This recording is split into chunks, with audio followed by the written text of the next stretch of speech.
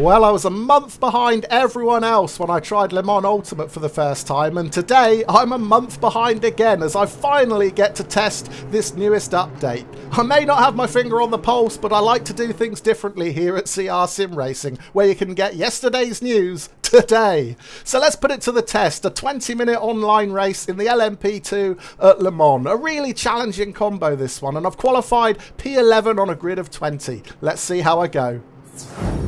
Right, approaching the end of this rolling start. We've now got a speed limit on screen. Oh, and I just turned in a little bit too much into that final chicane there. I gave Ollie Schnuddle a bit of a nudge to my left. Apologies for that, Ollie, as the lights go green. We are now underway at Le Mans. And straight away I can see the newest addition to the HUD, that radar, and that is going to come in incredibly handy as we approach the Dunlop curve for the first time. It's very rare that you get through this section without some sort of incident on lap 1, and sure enough there is mayhem ahead. It looked like there were 3 or 4 cars out on the gravel to the right there, but at the same time I also had to look over my left shoulder because I had not 1 but 2 cars on my inside. So a nervy route through the Dunlop chicane for the first time, but I've come through it okay. I've gained 2 positions up into P9. Here's a replay of that incident. And yeah, it looks like multiple drivers getting caught out with the braking point in that first chicane. So a really messy start. That is where I picked up my positions. And speaking of picking up positions, not in an entirely legal way, just check out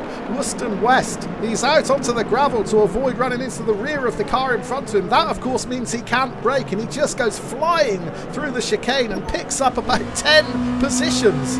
Yeah, West started behind me on the grid. He's now in the top 5. My game wasn't quite as good. I only picked up the 2 positions. However, I think I might lose one of them here. That's Alex Popper in my rearview mirror, who's picked up a bit of a toe, and he's having a look at the inside. Now, at this early stage of the race, I'm not going to take any chances. I'm really struggling with the heavy braking zones here. It's so easy to lock up, and just look in the rearview mirror. That is just how easy it is to lock up. That was Sonny Sicaro coming in sideways into the chicane. Just a little bit too much pressure on the brake pedal, and the car lets go spectacularly.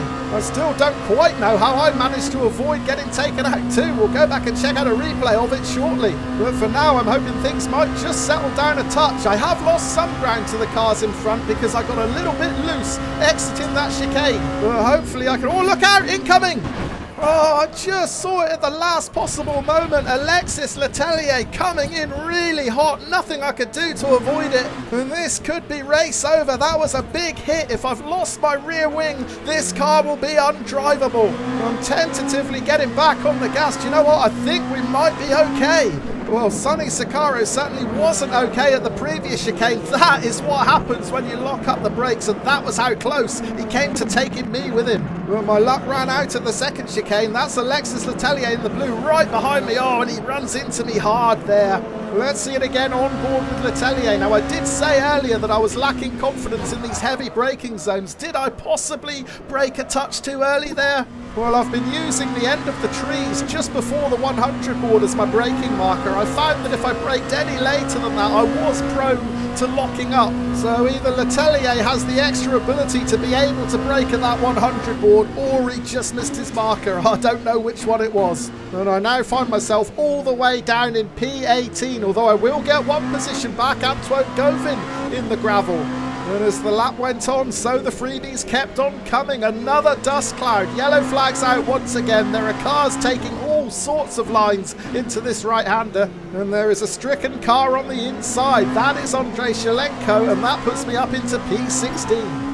Yeah, losing Antoine Gauvin was a big shock. Gauvin started on the front row of the grid, qualifying in P2. Another victim of locking up the brakes, and look who he's taken with him, Wuston West. The last time we saw West was at turn 1 when he took that shortcut to climb from 14th up into 4th. Now we're watching Andrei Shalenko get it all wrong at the right-hander. That's what put me up into P16. And then at the end of this opening lap, I'm going to get 2 more positions, not through spins, but from drive-through penalties. 2 drivers end entering the pits, Adversell and Alexis Madiot. Meanwhile, on track, things are still incredibly tight. I am all over the rear of Sonny Sicario now, but I've got Alexis Letellier right behind me. Now, forgive me for feeling a little bit nervous with Letellier directly behind me again. The last thing I want to do is catch him out on the brakes for a second time, so I'm a touch concerned coming into this Dunlop chicane. There's no need to worry this time, though. We both get through it safely. Yellow flags are out. We've lost someone else, and that looks like it was Miguel Andre. Also an alert coming up that there was a momentary disconnect for Chris Hamilton, so that's another 2 places gained. I'm now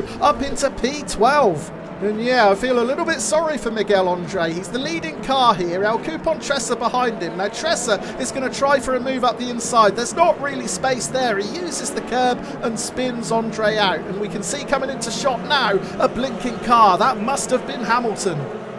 So yeah, I could have been forgiven for fearing the worst when I rejoined down in P18 after that incident at the chicane on the first lap, but now I find myself within a couple of seconds of P9. So certainly all still to play for here. We're only at 1/4 race distance, however I am being put under even more pressure now from Letellier behind. Now I'd give him the inside line if he wanted it, but he seems adamant to want to stay on that outside line, so I'm just going to move over to a more defensive line as we approach this upcoming chicane. It's not going to do me much good though, because Letellier is carrying so much more speed. I didn't fancy going into the chicane too wide, so I did just back out and take it cautiously, and I'm glad I did, because there is another big crash in front. I think Letellier is out into the barrier. I take a glance into the rear view mirror. There is a huge wreck, multiple cars involved, and once again just lifting a little bit when I sense some danger has saved me big time here. Now we're watching the driver in the middle, TT Pacharita. He's just going to ride the curb on the inside, which unsettles his car.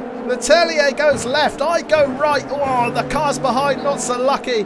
But it was what happened after that that was the real big talking point. We're now watching Alexis Letellier. He's made the pass on me. He's gassing it out of the chicane. He has to take avoiding action, goes right into the barrier, loses his rear wing. So at this point, the car is undrivable.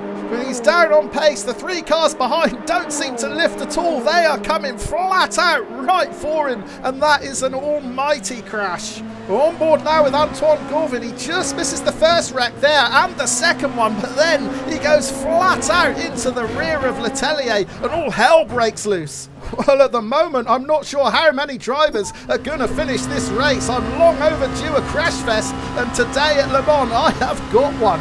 You'd think that everybody would be starting to calm down out there now, but no, they are not. As we approach Indianapolis, there's another puff of smoke ahead, another yellow flag, and another freebie. Make that 2 freebies, another incident in that corner. I'm now up into P9.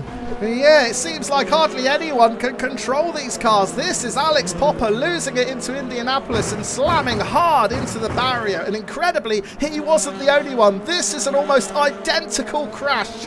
Moments before, Wooston West exited the race in exactly the same fashion.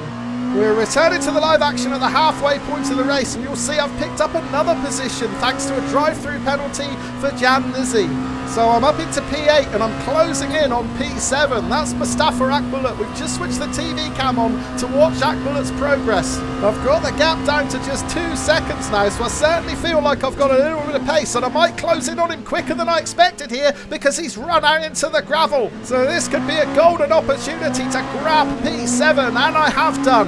And hopefully with the extra speed that I'm carrying, I may be able to open up a bit of breathing room on him straight away here. And this is really pleasing progress. I rejoined down in P18 halfway through lap 1, and I've now picked up 11 positions just by being patient and playing it safe. Right, we've jumped forward to the start of the next lap. Realistically, I don't think I'm going to catch Sicario ahead. He's more than 4 seconds down the road. So my main goal here has got to be to try and gap Mustafa Akbulut. We'll switch the TV cam back on just to keep an eye on his progress. The gap at the moment, 1.7 seconds, so it's looking good.